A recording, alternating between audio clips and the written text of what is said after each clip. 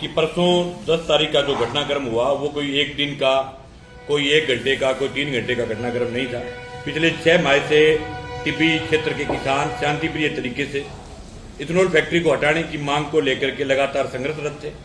आज से 20-25 दिन पूर्व शांतिप्रिय तरीके से चल रहे आंदोलन के दौरान रात को पुलिस का जाब्ता आता है और किसानों को पकड़ करके जेलों में ठूस देता है और उनके ऊपर 307 जैसी गंभीर धाराएं लगाता है, जबकि उससे पहले कभी टकराव ही नहीं हुआ था पुलिस के साथ फैक्ट्री के सवाल को लेकर के। तमाम जब किसान नेताओं को इस प्रकार से पकड़ करके जेल के अंदर डाला गया, उसके बाद जैसा कि हनुमानगढ़ जिले की तासीर रही है कि यहाँ लोग तब तक नहीं जागते जब तक लोगों को ये नहीं लगता कि पुलिस प्रशासन सरकार जो है हमारे ऊपर दमन करना चाहती है। जब दमन हुआ तो लोग जागृत हुए। 10,000 से ज्यादा लोग 10 तारीख को टिब्बी की दरा पर आए और 11 बजे से लेकर के 3:27 तक मैं उस पूरे घटनाक्रम का प्रत्यक्षदर्शी हूं। हमने खुद ने और संघर्ष समिति ने, मैंने खुद ने 4 दफा मंच पर जाकर के बार बार ये बोल करके कहा कि माननीय कलेक्टर महोदय अपने किसी प्रशासनिक अधिकारी को भेज करके ये कहलवा दे कि हमने फैक्ट्री के काम को एक बार स्थगित कर दिया है और आप वार्ता के लिए आमंत्रित हो। इस बात को हमने एसडीएम संगरिया को भी मतलब क्या कि अवगत करवाया, हमने एसडीएम टिब्बी को भी अवगत कराया, तमाम सीआईडी के अफसरों को अवगत करवाया, मंच पर कहा, खुल्लम खुला कहा, लेकिन हमें किसी ने नाम बताने, गुप्त नाम रखने की शर्त पर किसी प्रशासनिक अधिकारी ने कहा है। कलेक्टर ने खुल्लम खुला 3:11 पर यह बोला है। कॉल डिटेल निकालो कलेक्टर की। कलेक्टर कह रहा है कि ऐसे किसान हजारों बार इकट्ठे होते हैं, हजारों बार जाते हैं, भोंग करके चले जाएंगे। ये शब्द थे माननीय कलेक्टर हनुमानगढ़ के कि यूं ही भोंग करके वापस चले जाएंगे। 3:15 बजे तक लगातार चीखने के बाद हिंदुस्तान का पहला मामला है कि कोई प्रतिनिधि यानी तहसीलदार पटवारी तक जाकर के 10,000 लोगों के बीच में बातचीत करने के लिए नहीं गया। इसका मतलब सरासर ये है कि कलेक्टर की कंपनी के साथ कहीं की सेटिंग है, कंपनी का गुलाम है और ये चाहते थे कि इस प्रकार का घटना हो, इस प्रकार का तांडव हो, फिर हम क्या लोगों पर मुकदमे ठूस दें, फिर लोगों को जेल भेज दें, फिर हम पीछे से आराम से कंपनी लगाए। ये हालात कभी नहीं हो सकती। नहीं तो जिले का इतना बड़ा प्रशासनिक अधिकारी फिर शाम को घटना होने के बाद 6 बजे से लेकर के कल पूरे दिन टिब्बी के अंदर डेरा लगा करके बैठे थे। आईजी आया हुआ था, आयुक्त आया था, मतलब एडीजी क्राइम आया हुआ था। तो जो लोग घटना होने के बाद पूछ सकते हैं क्या कलेक्टर की ड्यूटी नहीं है कि 11 बजे जब लोग जुटने शुरू हो गए तो कलेक्टर वहां डेरा डाल करके बैठे। हमने सैकड़ों आंदोलन देखे हैं कि जब भी किसान इकट्ठा होता है, अन्नदाता इकट्ठा होता है, तो कलेक्टर उस क्षेत्र के अंदर जाकर के डेरा डाल करके पूरी प्रक्रिया को वॉचिंग करता है। कलेक्टर ने वॉचिंग नहीं किया। प्रशासनिक अधिकारियों को कहा कि जो जैसे चल रहा है वैसे चलने दो, किसी को जाकर के एक टुक बात नहीं करनी है। दूसरी सवाल ये कि जिस प्रकार का कलेक्टर की आईडी से जिले के लोगों के बीच में झूठ परोसा गया, बहुत सरासर अन्याय है।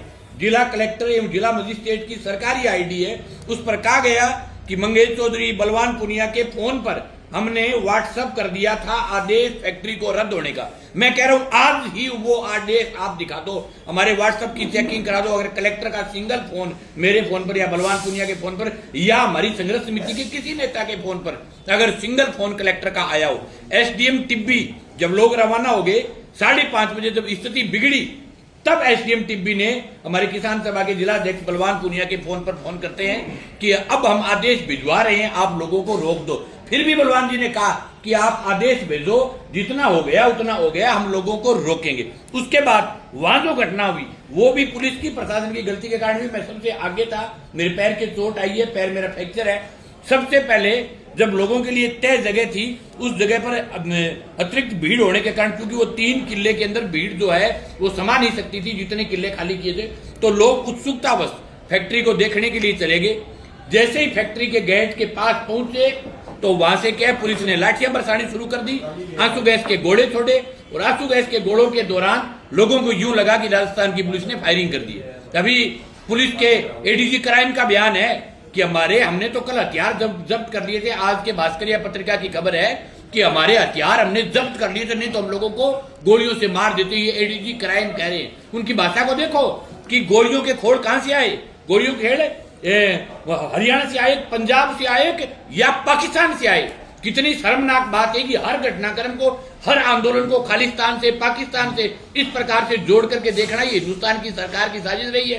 राजस्थान सरकार के मंत्री जोगाराम पटेल और सुमित गोदारा ने जिस प्रकार की वाहियात तरीके से हनुमानगढ़ जिले के किसान का मजाक बनाया है, उन्होंने पूरी प्रेस कॉन्फ्रेंस के दौरान हमारे 47 किसान घायल हैं, लोगों के पैर टूटे हुए हैं, सिर फूटे हुए हैं, आंख टूटी हुई है, उस दौरान जो जोगाराम पटेल बैठ करके हनुमानगढ़ जिले के किसान की बेइज्जती कर रहा है, सुमित गोदारा को बैठ करके ये कह रहा है कि मंत्री जी आपको जन्मदिन की बधाई हो। शर्म नहीं आती ऐसे मंत्रियों को। और फिर वो मंत्री जी कह रहे हैं कि हरियाणा और पंजाब की उपद्रवी भीड़ थी।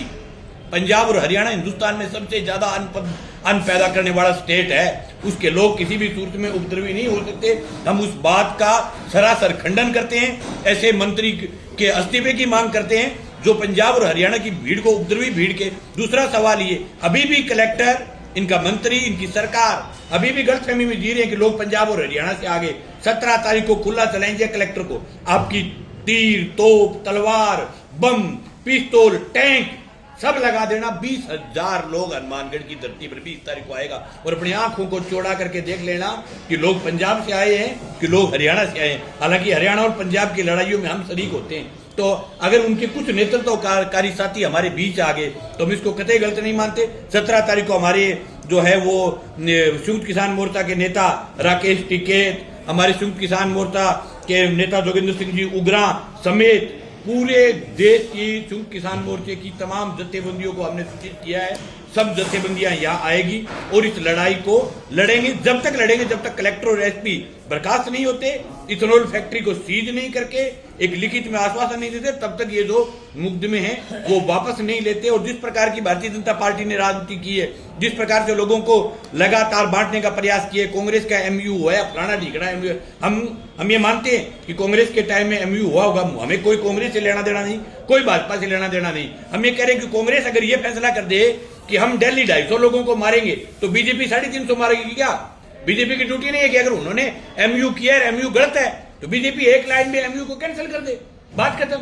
हम कहां कांग्रेस की बड़ाई कर रहे हैं? अगर कांग्रेस के टाइम में किसी ने तथ्य छुपा करके या तथ्य सामने ला करके, जो भी वो जाने, उनका राम जाने, कैसे उन्होंने इस प्रकार का ले लिया, लेकिन लोगों को पता नहीं चला जी। लोगों को पता तब चला जब दीवार खींच गई, तब एक विशेष मौका लिया गया, तब ये कहा गया कि यहाँ इथेनॉल की फैक्ट्री लग रही है। दूसरे कलेक्टर साहब ने एक झूठ और बोली है, एक तो ये झूठ बोल रहे हैं कि मिनट टू मिनट हमने लगातार संपर्क की, वार्ता का न्योता दिया, आपके तमाम प्रेस के साथी वहां मौजूद थे, सिंगल बार वार्ता का न्योता नहीं है। दूसरा झूठ ये बोला कि हमारे जो है वो एसडीएम जो टीबी के साथ प्रतिनिधि मंडल जो है देखने के लिए गया हुआ है। ये कितनी शर्मनाक बात है। जो प्रतिनिधि मंडल गया उसने देखा कि फैक्ट्री, जो इथेनॉल की फैक्ट्री लगी हुई, उसके आसपास के 1 किलोमीटर के इलाके में पूरे मकान काढ़े थे, पूरी फसलें काढ़ी थी, पूरा क्षेत्र बर्बाद था, कैंसर के सैकड़ों पेशेंट थे।